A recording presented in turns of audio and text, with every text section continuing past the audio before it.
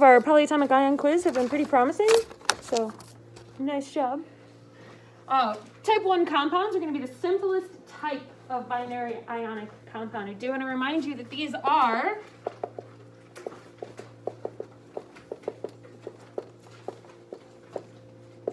binary means 2. Ionic implies what? Cation and anion, or metal and non-metal. We've learned them both ways. Okay. Type 1 compounds are going to use what we call common charges from the periodic table.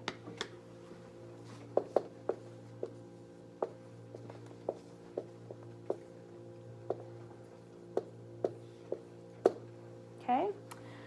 Common charges. So when we look at our periodic table, we're going to start on the left in group 1. All group 1 is going to be metals, right? Hydrogen can be a metal or a non-metal, correct? So hydrogen can be a plus or a minus 1. However, since it is currently in our metals, and we're talking about these metals in group 1, all group 1 metals get a charge of plus 1, always. All group 2 metals get a charge of plus 2. Group 3 gets a little weird, but boron and aluminum are both going to have typical plus 3 charges. The metals down here on the periodic table, the metals in the P block can have multiple charges. Specifically, the 2 metals that can have more than one type of charge are tin and lead. Okay, so these 2 are kind of part of the transition metals that require Roman numerals, and you have to look at the thing it's attached to figure out what their charges are. Everything in this one, technically plus 3, and by everything we mean these 2 that we're going to deal with. Here we can have plus 4, minus 4. For the most part, we don't really deal with these in metal, non-metal compounds, so they typically don't really have charges.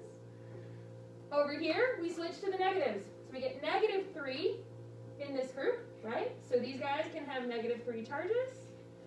Negative 2, negative 1. Okay? Common charges are what we're going to use type 1 compounds for. That means common charges can be used to determine the charge on those metals and can be assumed to be the metal charges. So these ones don't require Roman numerals.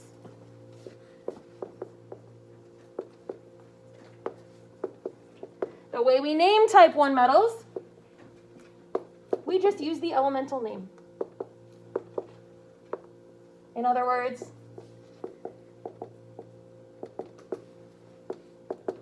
calcium metal, which has a 2 plus charge when it's in an ionic compound, would just be called calcium. Sometimes you'll see it referred to as calcium ion, but we're just going to say calcium because we're going to use these in names. Type 1 nonmetals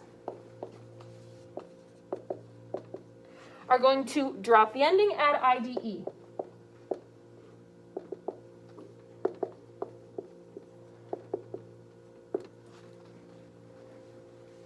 Drop ending, add IDE. So there's 2 different types of ways we can deal with this nomenclature idea. The first is to be given a formula and asked to give the name, right? I feel like that's probably the easiest for most of us. Going the opposite way is the part where we get a little bit challenged, okay? So we're going to start with the forward way. And we will do this for all of our different naming conventions, the forward direction and the reverse direction.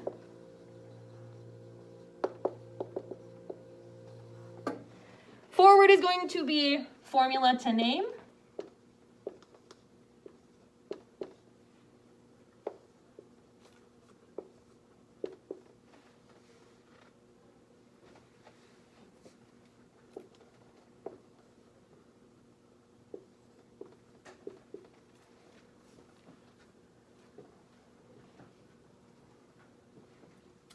Now, if I just gave you those formulas and I said, give me the names, one of the things you're going to look for is where is the metal located, right? In your brain, you should be thinking, all right, where's the metal located? Because if it's located in the transition metals, I need a Roman numeral.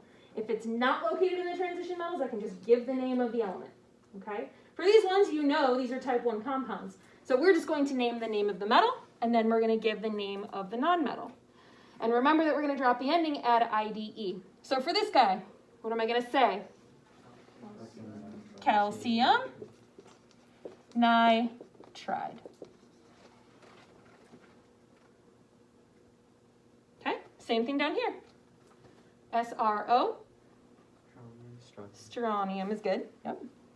Your periodic table usually has names, right? So do you need to have those memorized? Absolutely not. Strontium oxide. Nice. Name of this metal? Magnesium. And then chloride. This is probably the easiest type of naming that you got to do, right? This part isn't something that we were super struggling with. It's when we threw in the Roman numerals that things got a little bit hazy, right? Okay. Let's go the opposite way.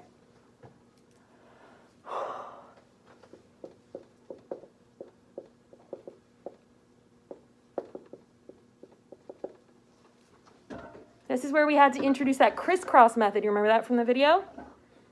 So first thing we're going to do is we're going to determine what the charges should be for each individual thing, and then we're going to write out what our formula should be. Okay? So potassium, anybody know what the symbol for potassium is? K. And what is the charge on a K? Plus 1. And then F is going to be minus 1. And then we're going to flip our charges. Remember, we're going to do this crisscross thing that we talked about in that video.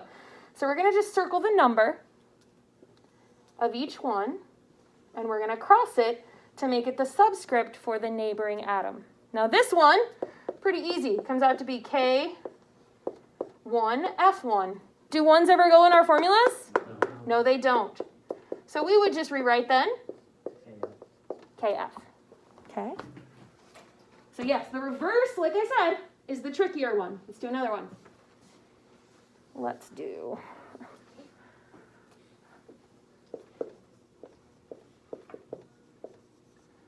barium phosphide. Okay. So first things first, barium, what is the symbol? What's the charge? Ba plus 2. Does it matter if I write plus 1 or 2 plus? Does it matter like which way I write it? No. You'll see me do it kind of interchangeably. I apologize that I'm like that, but my brain isn't like always write things one way. Okay. And then phosphide, what should that be? Yep, and it's a P, right? P3 minus. Okay, what are we going to do next? We're going to do the crissy-crossy. Love the crisscross. The crisscross method works for everything. It works for our polyatomic ions. It works for our Roman numerals. It works for all kinds of good stuff. We can even do the reverse of it when we get to the Roman numeral set. That's fun. All right. What am I going to write then? 3P2. Can I reduce that at all? Nope. So I'm just going to leave it like that. Okay, that was type 1. Scale of 1 to 5, I'd like you to put it in the air. How comfortable do you feel? 5 being, these are good, let's move on to something new. 1 being, I have no idea what I'm doing. 3, 4, 5, 6. All right, okay, that's pretty good. I like it. We are going to practice with this week. That is the whole idea behind coming back to school. This is the last section that will be on your final exam. Okay, for now, I'm going to stop. Because we're almost at the end of class, aren't we? Oh, I got some time. I'm going to ask who needs a copy of the study guide. Yeah, I figured. You do need to have a printed out copy. If you already printed one out because you are that person, good for you. If you did not, I made plenty of copies.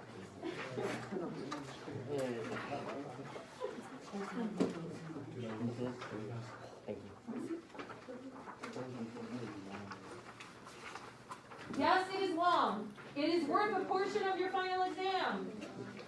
Yes, it is due the day of the final exam. Oh, usually they're worth between 10 and 15%. Oh. Yeah. So like if your final is worth 100 points, this is worth either 10 or 15 points or somewhere in there. I usually use it as like a curve and I look at like how the whole class did. Okay. I'm gonna give you some time to work on this right now. You have the last 5 minutes of class to do it, okay? Remind yourself of the definition of chemistry and the branches and all of that stuff that we learned at the very beginning of the semester before you dive into the hard stuff. I'm going to finish grading your polyatomic ion quizzes so you know what your score is. Might even be done before you leave.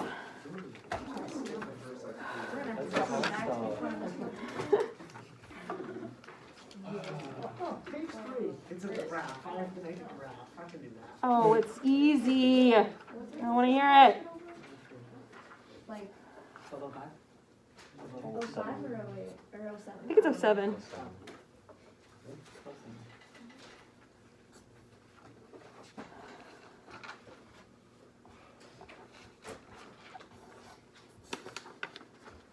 Oh god, the researchers.